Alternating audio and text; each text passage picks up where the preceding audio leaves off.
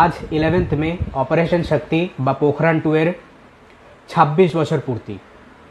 1998-এ ভারত সরকার ঠিক যেরকম নিজের মেরুদণ্ড সোজা রেখেছিল, সেই রকম মেরুদণ্ড সোজা রেখে যদি আপনি কর্মক্ষেত্রে কিংবা জীবনে যে কোনো জায়গায় চলেন, সাকসেস পাবেনই পাবেন।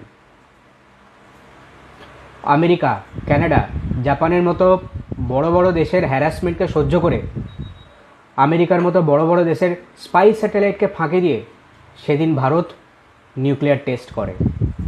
তো সেলিব্রেট দিস ডে, সেদিনের কথা মনে রাখবেন। সেদিন যদি ওই নিউক্লিয়ার টেস্টগুলো না করা হতো, কিংবা 18ই মেতে পোখরান 1 যদি না করা হতো, আজ ইউ নামক একটা দেশের মতো হাল আমাদের দেশের হতো।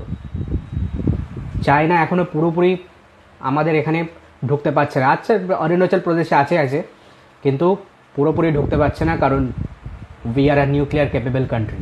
তাই celebrate this day with fervour. এই দিনের গুরুত্ব 15 অগাস্টের গুরুত্বের থেকে মোটেই কম নয়।